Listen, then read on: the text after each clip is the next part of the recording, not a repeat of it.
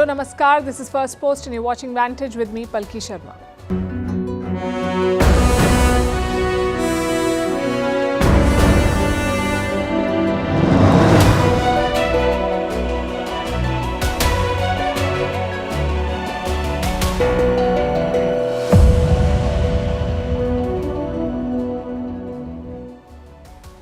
Pakistan is surviving on bailouts. At 25% inflation, their cost of living is the highest in Asia. The security situation is precarious, with their one-time proteges, the Taliban, turning against them. And the army has barely managed to steal the election for its chosen party. The short point of this long story is that they have way too many problems. But guess what Pakistani leaders want? Kashmir. It's like they're programmed to keep raising it, even if it makes no sense anymore. This time they've brought it up. They brought up Kashmir with Iran's visiting president. It's part of their joint statement. What should India make of it? We'll discuss that. Meanwhile, the US Secretary of State has landed in China and Beijing is flexing its nuclear muscle to welcome him. Washington has cleared a $61 billion aid package for Ukraine. What will it do beyond prolonging the war? What is wealth redistribution? Have countries done it? And how is it done?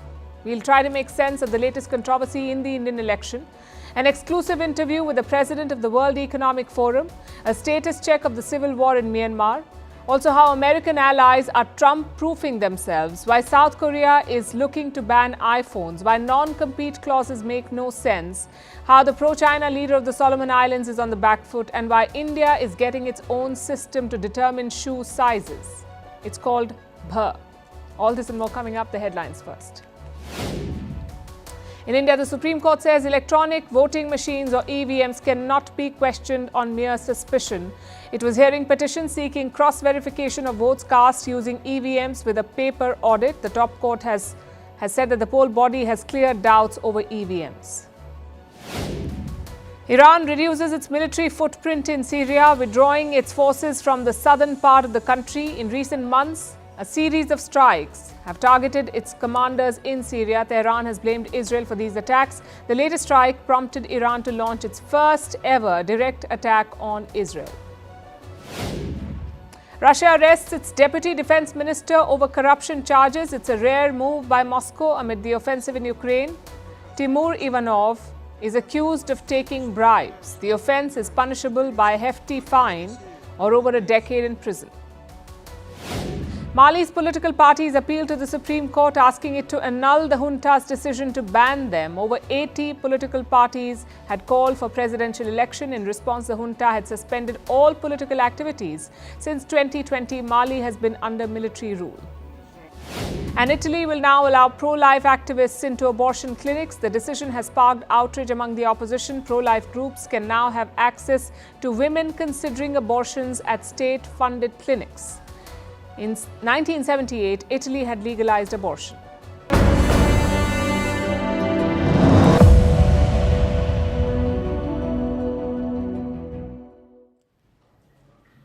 Iran's president was in Pakistan this week. He met top leaders, signed a few deals, spoke to some college students and left this morning. But not without firing a parting shot. A shot possibly aimed at India. Why do I say this? Because Iran and Pakistan have released a joint statement and it talks about Kashmir. Listen to this. Both sides highlighted the need to resolve the issue of Kashmir through dialogue and peaceful means based on the will of the people of that region and in accordance with international law. It's an odd one for India.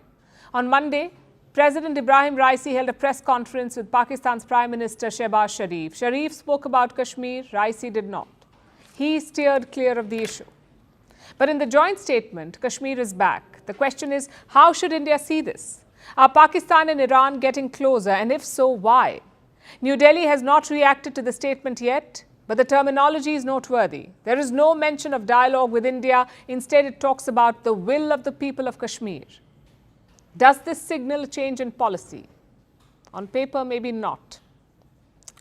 Let me take you back to 2019. Then Prime Minister Imran Khan visited Iran. He held talks with Raisi's predecessor.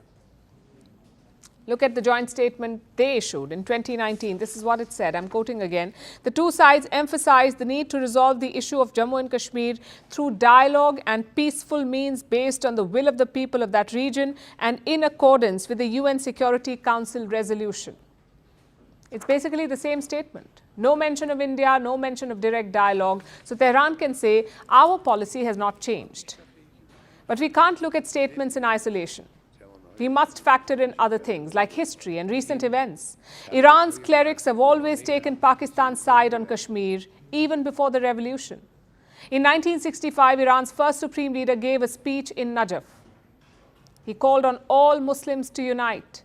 He said if Muslims united, then Jews won't covet Palestine and Hindus won't covet Kashmir. It's pretty clear where he stood. But after the revolution, Iran toned down this rhetoric. They realized that Pakistan was an American ally, so Tehran warmed up to India. Yet Iranian clerics would occasionally stir the pot, like in 2017. The current supreme leader clubbed Kashmir with Yemen. He said Kashmiris were oppressed by tyrants. So my point is quite simple. Ideologically, Iran has never supported India on the issue of Kashmir. What held them back was geopolitics. They needed India for other things, like for investments in projects, for buying their oil output, and to check US influence in South Asia. But now the equation has changed. India is much closer to the United States of America. It has stopped buying Iranian oil due to sanctions, and the investments are stalled. India and Iran had signed a port deal way back in the year 2003. The plan was to build a terminal at the Chabahar port, but that project has not taken off. So Iran is losing patience. We saw evidence of that earlier this year. India's Foreign Minister S. Jaishankar visited Tehran. During the talks, Iran talked about compensations, possibly fines for the project delay. So the long-term potential of this relationship has not been realized, which brings us to recent events. India has largely ignored Western sanctions on Russia. We still buy a lot of Russian energy. But with Iran, it's been a different approach. Once the sanctions came on, India stopped buying Iranian oil. That's one recent change. The second is India's response to the conflict in West Asia. First, New Delhi condemned Hamas, which is a proxy of Iran. Then India raised concerns over Iran's strike on Israel. But when Israel hit back, there was no statement from New Delhi. So the India-Iran equation has changed. Same with the Pakistan-Iran equation. Pakistan shares a border with three countries: Iran, Afghanistan, and India. It has major issues with India and Afghanistan, so Islamabad is keen on fixing things with the remaining neighbor, which is Iran. Also, Pakistan's iron brother China is a close ally of Tehran, not to mention a rival of India's.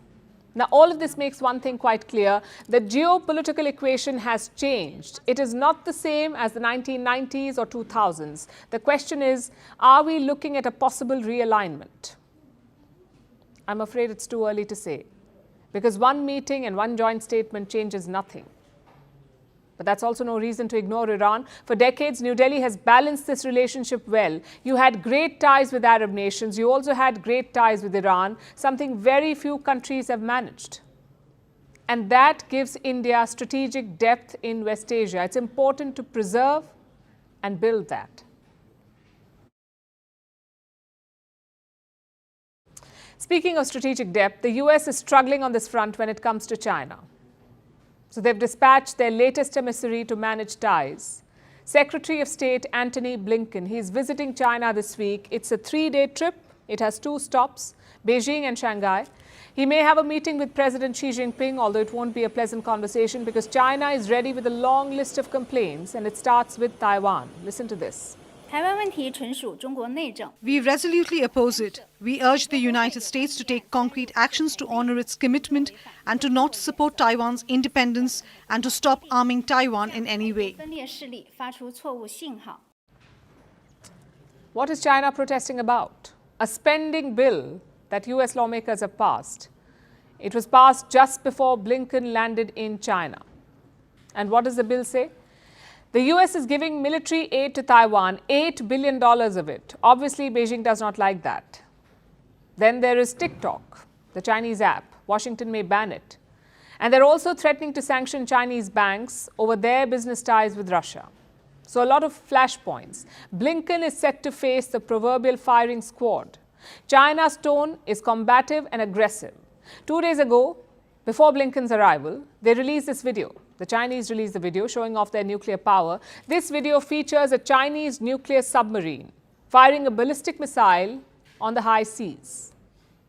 And what kind of missile is this? It's called the JL-2. China unveiled it in the year 2019, and the US sees it as a threat because of its range.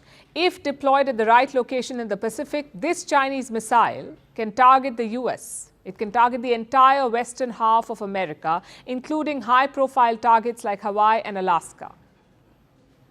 Now, we do not know if this was a recent test or if China is just using an old video here, but the message they're trying to convey is quite clear.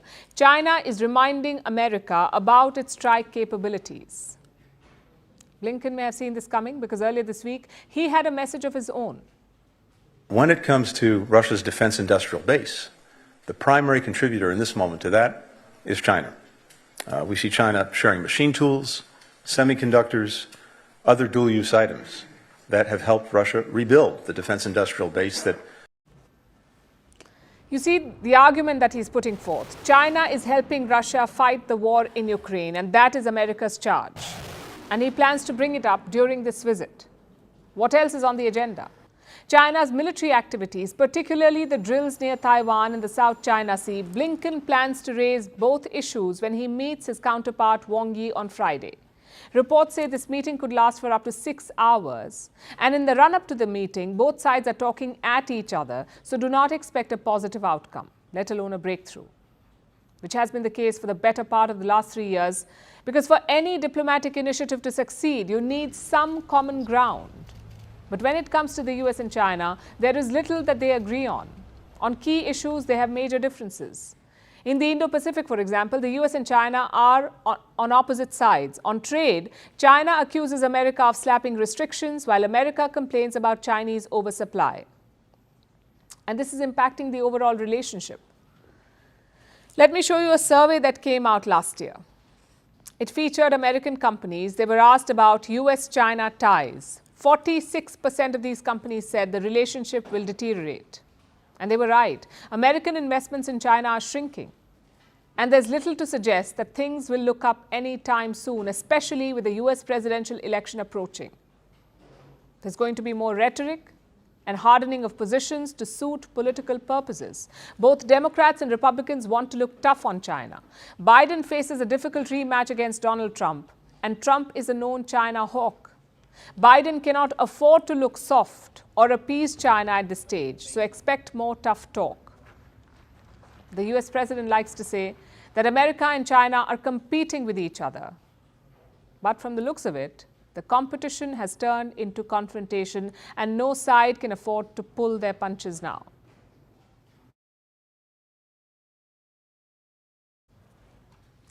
For our next story, imagine the situation. You're drowning. Your breath is running out, you feel like your lungs will give up, and suddenly someone tosses a life buoy to you. What would you do? Grasp it with all your strength. It may or may not save you, but it does offer some relief. And that's Ukraine right now. It's been struggling for months. Russia has battered its front lines. Cities have fallen, morale has crashed, and finally there's a lifeline, a $61 billion aid package from the United States. This national security bill is one of the most important measures Congress has passed in a very long time to protect America's security and the security of Western democracy. To our friends in Ukraine, America will soon deliver more ammunition and air defenses and basic supplies you need to resist Putin on the battlefield. This bill had been stalled for quite some time. Democrats and Republicans were divided, but it looks like they've gotten over their differences. The US Senate has finally passed the bill, and US President Joe Biden has also signed it. He says Ukraine has the will and the skill to win this war. It's going to make America safer, it's going to make the world safer, and it continues America's leadership in the world, and everyone knows it. Ukraine has regained over half the territory that Russia took from them in this invasion. And they won important victories against Russia's Navy. But make no mistake about it, They're a fighting force with the will and the skill to win. And now, America's going to send Ukraine the supplies they need to keep them in the fight. This news was, of course, met with a big sigh of relief in Kiev. They've been waiting for this for almost 6 months, during which time they've lost both men and land. President Volodymyr Zelensky has expressed gratitude. He says this money will save lives. But will it really? Can this aid package help turn the tide, or will it just prolong the war? Before we answer that, let's look at the ground situation. It's day 790 of this war, 790 days. This is the current map of Ukraine. The areas marked in red are under Russian control. Since October last year, Ukraine has lost 583 square kilometers of territory. That's in the country's east. In February, Moscow captured the city of Avdiivka, and now there's a fight for Chasiv Yar. Ukraine says Russia wants to capture this town by the 9th of May. Why the 9th of May? Because that's when Moscow celebrates Soviet Victory Day. Meanwhile, Ukrainian soldiers are outnumbered. Russia has more troops. It also has more ammunition. According to Ukraine, for every 1 shell that they fire, Russia fires at least 6, which makes this a losing battle for them.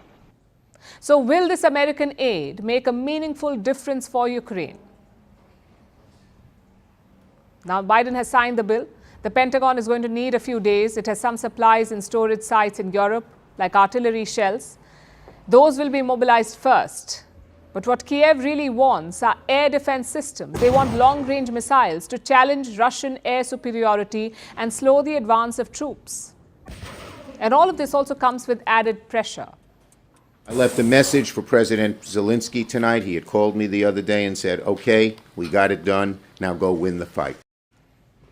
Since the war began, the U.S. has given Ukraine more than $75 billion in aid, and now it's sending another $61 billion. Do the math. That's a lot of money. 75 plus $61 billion. Obviously, America wants to see results. But it won't be easy for Ukraine. They can make some gains in the battlefield. They can even stall some Russian advances. But winning the war is a tall ask. $61 billion may give them much needed support, but they're going to need a lot more than money. Soldiers, for instance. Ukraine is struggling to recruit soldiers. It has now suspended consular services for Ukrainian men. This is to drive up military recruitment. Basically, Ukrainian men abroad will not have access to consular services. They will only be issued documents to return home. Of course, it's a highly unpopular decision, but Ukraine doesn't seem to care anymore. They need more men on the battlefield. They've got the money, but it's unlikely to change very much. More men and more aid will only prolong the battle, because at the end of the day, this is a war of attrition. The country that lasts longer wins the war.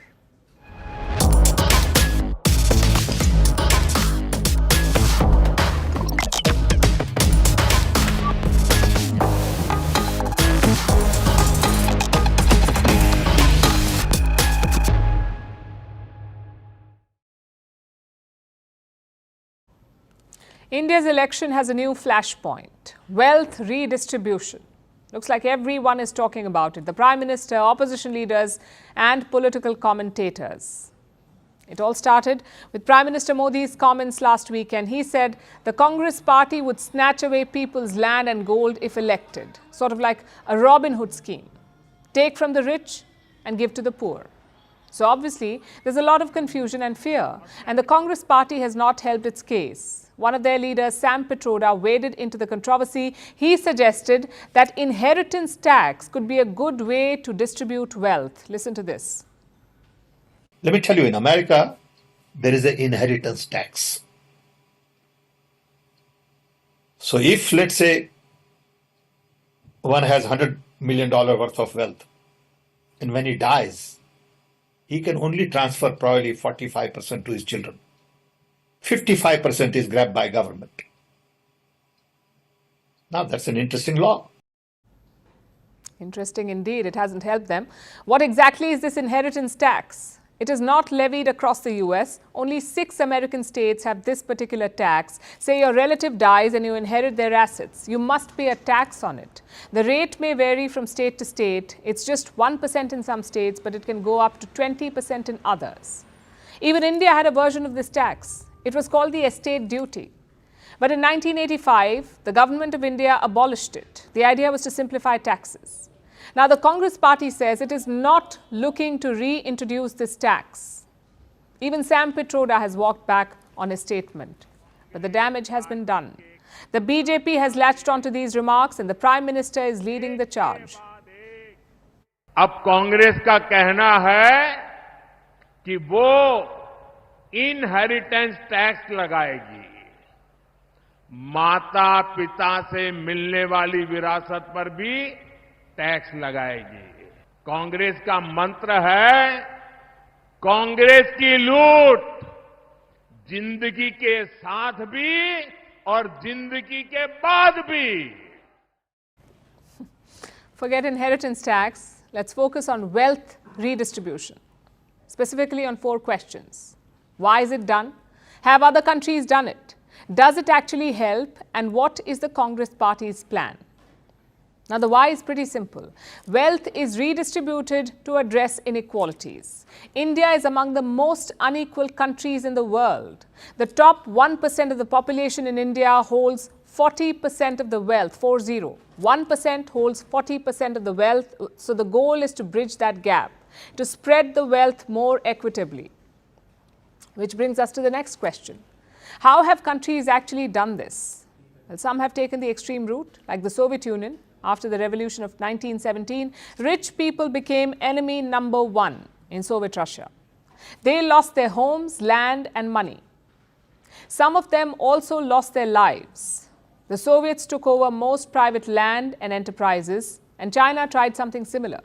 After the revolution, the Communist Party of China redistributed land. Around 40 million hectares were taken away, and this land, 40 million hectares, was given to over 300 million people in China.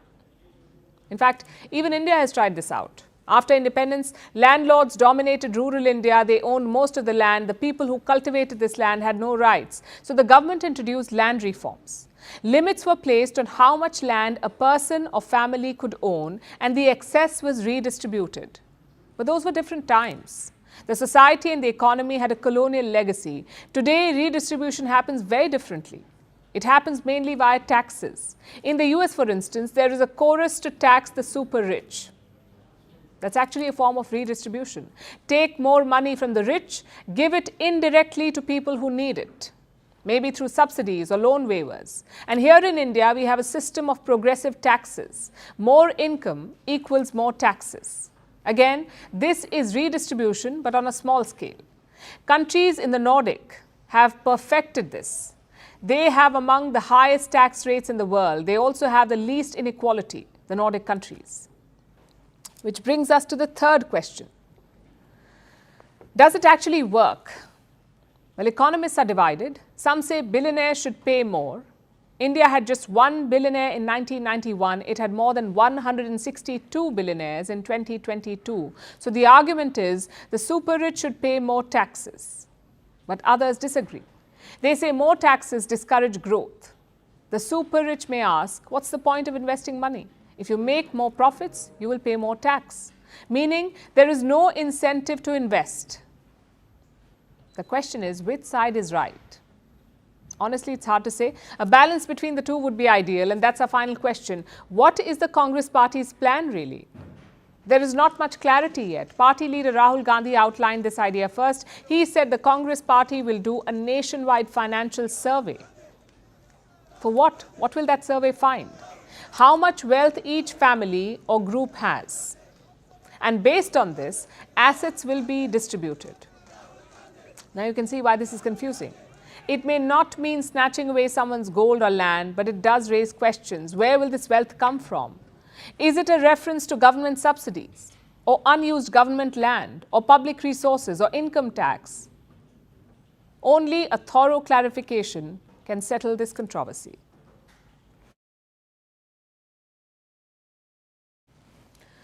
Meanwhile, globally, the focus is on India's economic policies. India is the world's fastest growing economy. The IMF says it could become the third largest economy by 2027. And this is despite 2 wars, multiple conflicts, and global economic gloom and doom. So the question is, how has India managed to remain the bright spot? How is it defying these trends? What will be the impact of rising global debt and artificial intelligence? Earlier today, I spoke to Borge Bren, the president of the World Economic Forum. Here's an excerpt of that conversation. Mr. Bren, welcome to Firstpost and thank you for speaking with us. Thank you for inviting me. We're living in a world with two major conflicts, two major wars rather, and multiple other conflicts and deepening divisions. First of all, what impact do you see on the global economy in the year ahead? So the global economy is doing much better than we expected. So we were afraid that we're going to be faced with a recession this year, and we do now expect the global economy to then grow more than 3%. What we are faced with instead is kind of a global geopolitical recession, and we do hope that those conflicts that you were mentioning, Ukraine, Gaza conflict, doesn't then escalate in a way where they will also have a severe negative impact on trade and growth. How do you think India is faring in this larger global environment, and what is your assessment of India's growth story and trajectory? So India is also an economy that, of course, relies on other countries and the global situation. But since growth is back, even if it's lower than trend growth in the last 3 decades, trend growth was close to 4%. Now we're a little bit more than 3%. India is doing incredibly well. I have to say that India is the fastest growing of the large economies in the world. If India continues with its reforms, I think India in the coming decade can become a $10 trillion economy. And what does that mean? It means that India will be the 3rd largest economy in the world, and it means that more people get opportunities for jobs and a better livelihood. We should not forget that India has, due to this growth that we have also seen the last years, eradicated poverty at an impressive scale. 400 million people has been lifted out of extreme poverty. This has only been seen in China at that pace in the past. And India is a democracy, so with all the compulsions or the trappings of a democracy, to be able to achieve this is interesting. And this 10 trillion figure is something that you have mentioned in the past as well. You've said that India is on track to becoming a $10 trillion economy in the coming years. What is the X factor that you see in the Indian economic landscape? Why is it able to buck the global trend of slowdowns? Is it the policy decisions? Is it larger geopolitical forces? Or is it a combination of the two? All the above, I would say. The reforms have been important. We're seeing that infrastructure is changing very fast in India, hundreds of new airports. We're also seeing trains and roads. We are also seeing that the Indian economy is opening up, more open to foreign direct investments, more level playing field. Of course, also India has benefited from this diversification of value chains. Many countries say they cannot have just 80–90% of products being manufactured in one country.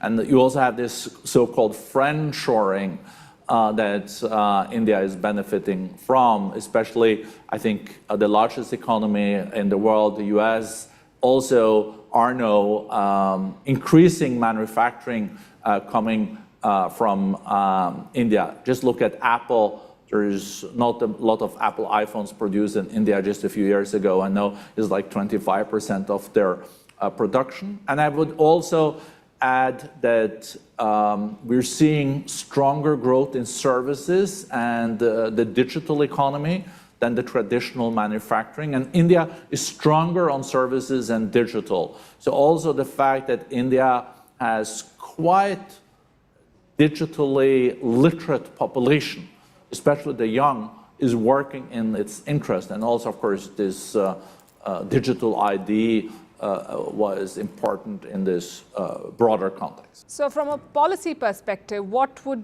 your prescription for New Delhi be? More of the same? More of the same. I would also make sure that the revenues that will come from a growth of 8% are invested in areas where it further increases India's competitiveness in the future. In fact, global agencies like the IMF and the World Bank have also been raising the concerns over rising levels of debt, especially in the developing world.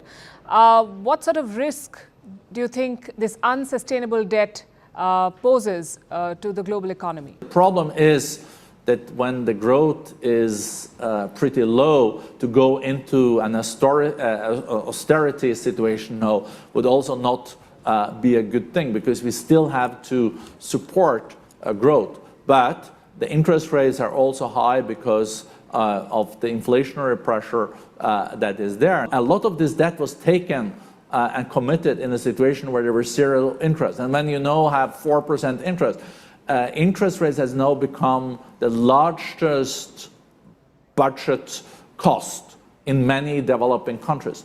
And this is very worrisome. These money should have been invested then in school, education, and health and infrastructure. Mr. Borge Bren, thank you very much for sharing your thoughts and insights with us. Thank you so much for inviting me. Don't forget to catch the full conversation, the entire interview on our website and YouTube channel.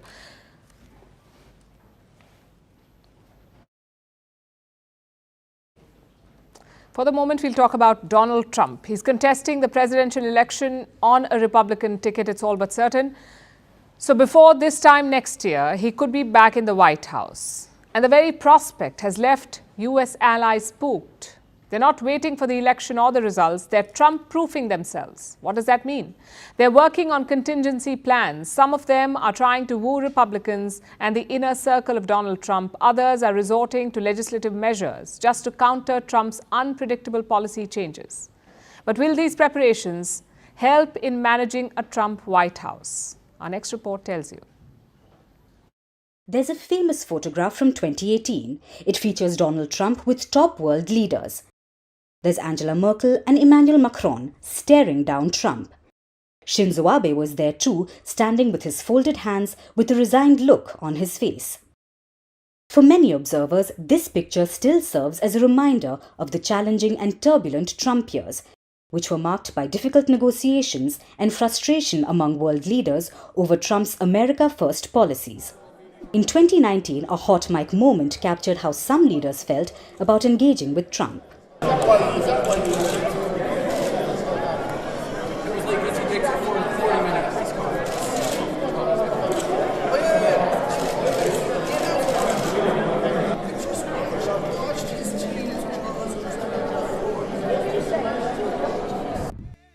They were all taken aback by Trump's unpredictable leadership style. This time around, they're not taking any chances. Come November, Trump will be on the ballot again. If he wins, European allies like Germany want to be better prepared. Reports say the Germans are reaching out to Republicans, especially the Trump supporters, on the state level. What is Berlin worried about? Trump's idea of placing a 10% tariff on all kinds of imports. If Trump becomes president and goes ahead with this plan, it could hurt one of Germany's biggest exports. German automobiles like cars. So Germany is hoping some pressure from the grassroots may help in changing Trump's mind. Allies like Japan are opting for a more direct outreach. Earlier this week, the Trump Tower in New York received a visitor. It was former Japanese Prime Minister Taro Aso. Well, he's a highly respected man in Japan and beyond, and somebody that I've liked and I've known through our very dear friend, right, Shinzo. We love Shinzo. Yes. And who was a great man, by the way. He was a great, great man. But we got to know each other, we like each other, and we'll be talking about Japan and the United States right now, and lots of other things also. But highly respected. It's a great honor to have him. What is your message to the Japanese people? To the people of Japan? Yes. It's a great country. You're doing very well. This engagement would have reassured Tokyo. But the Japanese aren't leaving anything to chance. Reports say they have plans to deploy Sunao Takao, an interpreter who worked with Shinzo Abe. Sunao is said to have helped the former Prime Minister develop a relationship with Trump. What will his new assignment look like? So now Takao could be mobilized to build more bridges between the Trump camp and Tokyo. More leaders have held direct engagements with Trump recently, like Saudi Crown Prince Mohammed bin Salman, Hungary's Prime Minister Viktor Orban, Poland's President Andrzej Duda, and British Foreign Secretary David Cameron. On the issue of my meeting with President Trump, this was entirely in line with precedent of government ministers meeting with opposition politicians in the run-up to elections. So, while some are working to rekindle old ties, Canberra is mulling legal protection. Australian officials are pushing for a legislation.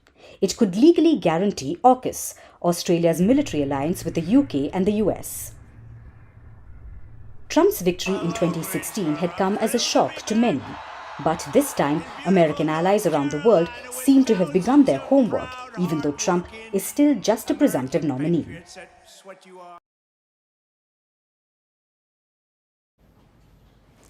Now let's turn to Myanmar. It has been in a state of civil war for months. On one side is the military junta, on the other are various anti-junta groups, at least 10 of them.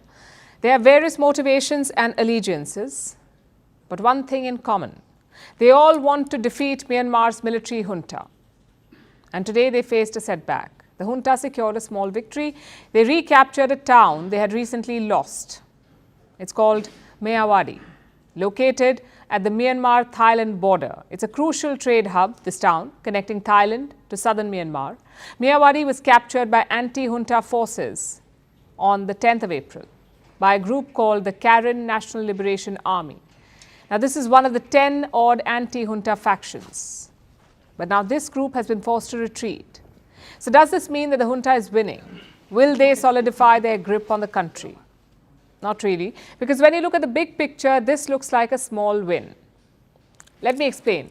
The junta grabbed power in the year 2021 by ousting the democratically elected government of Myanmar, and since then the junta has been in charge, at least in the central provinces, the big cities. But they never really controlled the entire country, even in 2021. Let me show you this map. These are the regions and states of Myanmar. The ones in blue are home to the majority population, the Bamar people. They make up almost 70% of Myanmar's population. The blue regions are Bamar majority areas, and that is where the junta exercises most control, its power base. Now look at the other areas. In red, these parts of Myanmar are home to ethnic minorities. The states are even named after the minority communities, like Rakhine and Chin on the west, Kachin up north, Shan, Kain and Kaya in the east, and Mon down south. Now these 7 states are home to 7 different minority communities, and the junta has always struggled to control them. The various ethnic groups began the present phase of resistance. Hostilities broke out in the Shan state. They began on the 27th of October last year. 3 minority groups rose up against the junta, and they pushed the military out of some strategic enclaves at the Myanmar-China border. The junta was pushed out. Their success started a chain reaction. Other ethnic minority groups joined the fighting. Each group has its own militia, and they've been fighting in their home state since. These militias are nominally aligned, but it's not some grand liberation army. Everyone has their own agenda. What brings them together is just one thing, a common enemy, and that is the Myanmar junta.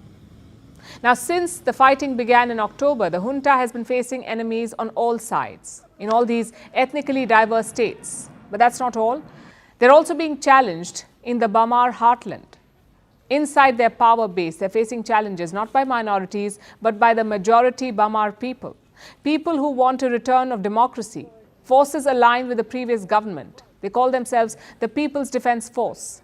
So to recap, Myanmar's 7 ethnic minority-run states are up in arms, and people loyal to the ousted democratic government are also fighting. They're all trying to defeat the junta, which is why the military is on the back foot.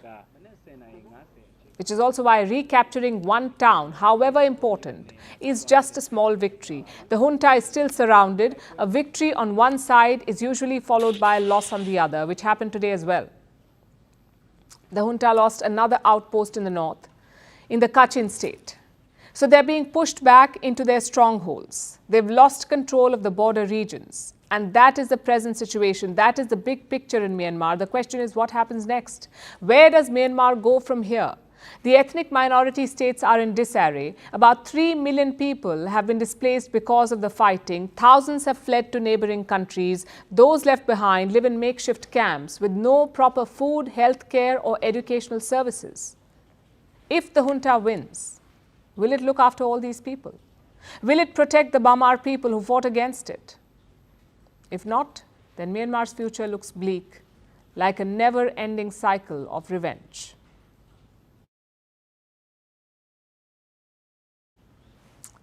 When it rains, it pours. Ask Apple. They're facing one challenge after another. The latest one has come from South Korea. They may ban iPhones for their military. Why? Because of security concerns. Meanwhile, in China, iPhone sales have plunged. They're down by almost 20%. Last year, Apple topped smartphone sales in China, but this year, it's at the 3rd position. Can the company reverse this trend? Will a ban in South Korea and dipping sales in China force Apple to change strategy? And what will that strategy look like? Our next report tells you. South Korea has a new problem. For once, it's not the country's northern neighbor, but it's the iPhone. South Korea's military wants to ban it. It wants to restrict the use of the device in security buildings. Why? Because of security concerns. At the center of this is an app. It's the National Defense Mobile Security app. All military devices must have this app. What does it do? It restricts the capabilities of a smartphone. Basically, the camera, the Wi-Fi and the microphone are restricted. This is to prevent any leaks. But when it comes to the iPhone, this app faces a hurdle. Apple has strict privacy controls. It prevents third-party apps from restricting iPhone functions. So, this security app cannot disable the microphone or Wi-Fi. It can only disable the camera. Meanwhile, in Android phones, the security app can fully control the hardware, so it can disable everything. Which is why South Korea's military is now leaning towards Android. Reports refer to an internal Air Force document. It says bringing iPhones to work will be banned from June 1st. However, if you have an Android, like a Samsung Galaxy, you can walk in with that. The ban can impact nearly 500,000 military personnel. This is across the Army, Navy and Air Force. Some reports say trial runs have already begun, so it doesn't look too good for Apple. But this isn't the company's only problem. It's having a bad time in China as well. iPhone sales have plunged by nearly 20% during the January to March quarter. This is the company's worst performance in China since 2020. Last year, Apple topped smartphone sales in 4th quarter, but this year it ranked 3rd, after Vivo and Honor. So what explains these dipping sales? China is Apple's biggest overseas market, yet it faces multiple hurdles. One is the ban on foreign devices in state-backed firms. That has impacted Apple. And 2, it's losing market share to its Chinese rival, Huawei. Huawei has released its new flagship handset, and that is giving strong competition to Apple. Apple's market share has fallen from over 19% to 15.7% in the 1st quarter. Meanwhile, Huawei has seen a rise in sales, with a 15.5% market share in the 1st quarter. This year, it could lead smartphone sales in the country. All of this doesn't bode too well for Apple, but the company is trying to bounce back. Last month, it launched its 8th store in Shanghai. It will be the largest in the country. Tim Cook arrived in the city himself to celebrate the store's opening.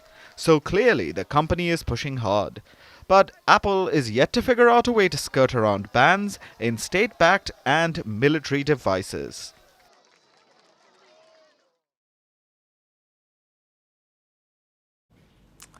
Who decides where you work? Normally you do. People have the right to choose where and for whom they work, but not all the time. In some cases, a contract could handicap you. It's called a non-compete. Say you work for a company called X. They have asked you to sign a non-compete, so when you leave this job, your options are limited. It may prevent you from working for a competitor or starting a rival company or even working in the same region. It's a major flashpoint between workers and companies. Workers say it's unnecessary, but companies swear by it. So now American regulators have stepped in. That's the FTC, the Federal Trade Commission. They have banned non-compete agreements in the United States. This move was first proposed in January, and now it has been passed. So what will this ban change on the ground? It is retroactive in nature, so all existing non-competes will automatically be cancelled, and new ones, of course, are illegal. And is anyone exempt? Well, the FTC does not cover certain industries like non-profits, airlines, and some banks. So the order will not apply there. Plus, it will not include contracts signed by senior executives like your CEOs and CFOs. Other than that, everyone is included. And the workers are quite happy. All the trade and workers' unions have hailed this ban, but businesses are not happy. America's largest business lobby has already sued the FTC, the regulator. They say the regulator does not have this power, only the US Congress does. So the ban must be revoked. That's what businesses say. But forget the looming legal showdown. Focus on the motive behind this ban. It's high time employees got this right. Studies show that you spend 1/3 of your life at work, which is almost 90,000 hours on average for each person, 90,000 hours at work. So where you work impacts a lot of things, your mental health, your work-life balance, and your personal happiness. How can anyone limit or curb that choice? Also, don't forget the monetary benefits. Non-competes reduce your job opportunities. Over time, it can affect your income. In fact, the US regulator has published some numbers. Banning non-competes will increase earnings by $524. That's increase per year, more than $500. It could also unleash economic potential. A lot of entrepreneurs are limited by non-competes. They may have an excellent business idea, but the contract prevents them from starting it. Again, there are numbers. The American regulator says 8,500 new startups can be created every year by banning non-competes. So the economic potential is evident. Then why do companies support it? Why do they emphasize on non-competes? For starters, they stand to lose nothing. Just stick a non-compete within the contract agreement. Chances are most people will sign it, either out of fear or necessity, or even ignorance. So their attitude is, the company's attitude is, why not? But that's not the main reason. The main reason is to protect trade secrets. Employees may have access to important information, maybe an algorithm or a food recipe or a business tactic. What if employees reveal this secret to a rival? That is what most companies say. But there are two problems with this argument. Number one, how many employees actually have access to trade secrets? Maybe a handful or a dozen. But the non-competes are applied everywhere. Just take the US. Around 30 million workers are subject to non-competes. Do all of them have access to trade secrets? And if they do, it is not a secret anymore. And the second point, why not sign a non-disclosure agreement instead? This stops employees from sharing information, but it does not curb their right to work. So my point is quite simple. Non-competes are not a necessity. In some cases, they're not even legal. Take India, for example. Here, non-competes only apply during your job stint. Say, if you're working for company X, you cannot work for its rival at the same time, which is quite reasonable. But once you quit, you're free to join them. You quit one company and join another. The non-compete does not apply. The problem is, a lot of workers do not know this, especially freshers. Indian IT companies are notorious for such contracts. The likes of TCS, Infosys, Wipro, they make you sign them. So a ban alone may not be enough. Awareness is equally important, and this goes beyond just non-competes. As workers, you're entitled to a host of rights on working hours, on benefits, and on wages. It is important that you know about those rights, because don't expect companies to tell you about them.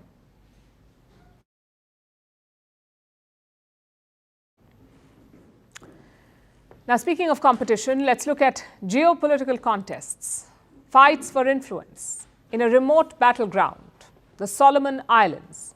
The Solomon Islands went to polls last week. We told you about this on the show, about how China was on the ballot there because their elections were partly about that, about China's growing influence on the islands. Well, the people have voted, and a sizable number seem to have rejected Beijing. The pro-China Prime Minister Manasseh Sogavare is on the back foot. He barely held on to the constituency, his own constituency, and he doesn't have the numbers to return to power. Here's our report. The Solomon Islands held their general election last week, on April 17th. The election was closely watched by countries around the world because it was seen as a referendum on China. The Solomon Islands is an independent nation located in the Pacific Ocean, close to Australia. Australia has traditionally been their closest ally and partner, but that changed in the last few years, all thanks to this man, Manasseh Sogavare. Sogavare became Prime Minister in April 2019, and he spent his tenure changing his country's diplomatic policy. In September 2019, just months after taking power, he made his first big move. He severed diplomatic relations with Taiwan.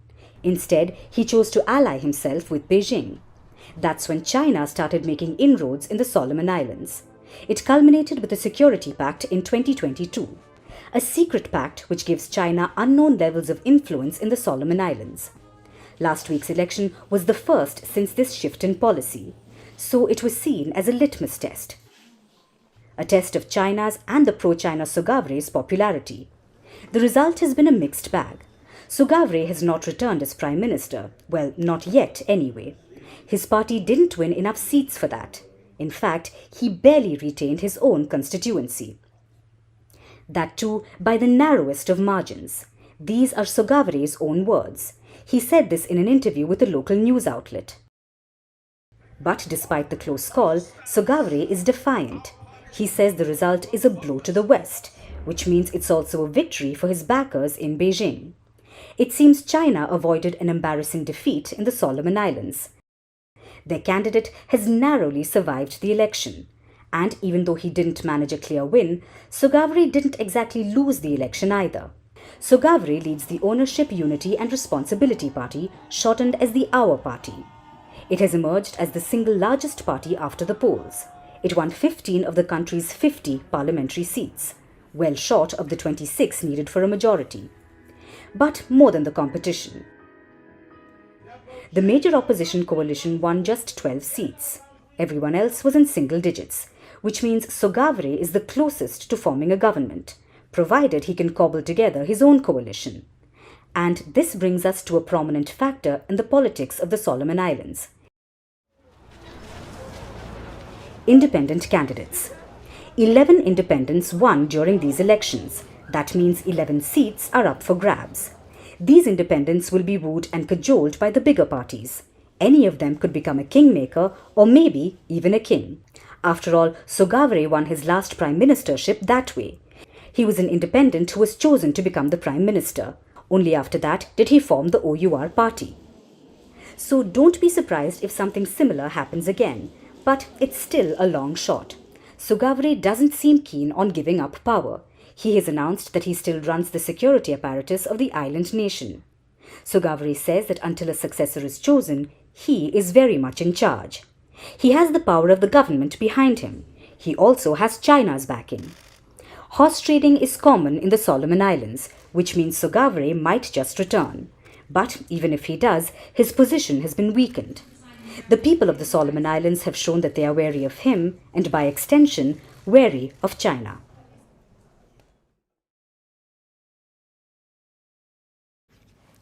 Back in 2022, India made an important statement. Europe's problems are not the world's problems. India pointed to a Eurocentric world which is going out of fashion. But this is not just in terms of diplomacy, it applies to fashion as well, because India is gaining freedom from another Eurocentric idea: body sizes. Let's look at footwear. Before independence, Indians were rarely a priority for data collection, let alone data on shoe sizes. So the British simply introduced UK footwear sizes in India. And among other things, colonization ruined shoes for the nation. As the years passed by, other Western size charts were added to use, like the European and US sizing systems. So India depends on the standard sizes of other countries. But that is about to change. India is building its own footwear sizing system. It will be called BHA, as in the Hindi letter BH, to represent Bharat. It is expected to be implemented as early as next year, and once that happens, it aims to replace Western sizing systems in India. No doubt it has big shoes to fill. But why does India need its own footwear sizes? Between 2021 and 2022, India conducted a survey, a feet survey. 3D foot scanning machines were deployed to understand the size, dimensions and structure of an average Indian foot. And here's what the survey found.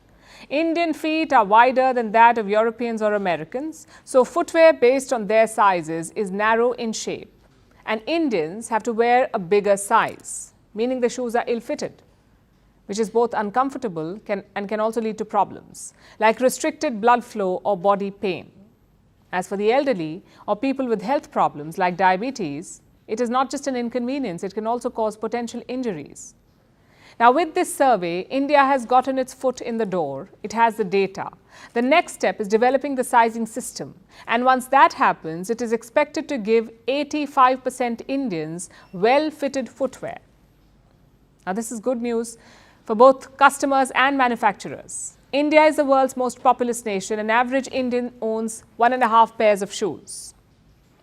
India is one of the biggest markets for shoes as well. So this sizing system, could actually be a big money maker. It could cut costs. About 50% of footwear ordered online is rejected by customers. 50%, almost half. That is half, in fact. Mostly because the shoe does not fit. The Indian size system could curb this problem. Plus, manufacturers will need to develop fewer sizes. So a lot of advantages here. But while we wait for the other shoe to drop, that is the Indian shoe size system, to disrupt the market, know that shoes are not the only ones with an issue. We have the same problem with clothes. Have you ever gone shopping and come back with guilt because the clothes do not fit? Perhaps it never occurred to you that your body is not the problem, it's the clothes. Most clothing brands do not design clothes for Indian sizes. They follow US and UK body sizes. So in 2019, India decided to change this. It conducted a study of Indian measurements and proportions, and with this, the government aims to create an Indian body size chart. The project is still underway, and it is crucial. India's apparel industry is expected to reach $250 billion by 2030. If the clothes don't fit Indians, what's the point of this? Now, developing sizing charts will not be an easy feat. Standardized charts by the UK and the US were devised in the early to mid-1900s, and they went through a lot of trial and error. Today, reportedly, about a dozen countries in the world have their own sizing charts. And this includes Asian countries like Japan, China and South Korea. They've broken free of Western sizing shackles. Now, India is on the same path with its own shoe size system. Hopefully, it will hit the ground running. And now it's time for Vantage Shots, images that tell the story. In London, blood-covered military horses ran loose on the streets after they escaped during a royal rehearsal. In Peru, a police helicopter rescued a man from a burning building. And skies over southern Greece turned orange due to a Saharan dust storm. Finally, we're taking you back in history. On this day in 1955, the Bandung Conference came to an end in Indonesia. It was a meeting of 29 countries of the global south, most of them newly independent. This conference condemned the growing camp politics of the Cold War. It led to the foundation of the non-aligned movement. We're leaving you on that note. Thank you for watching. We'll see you tomorrow.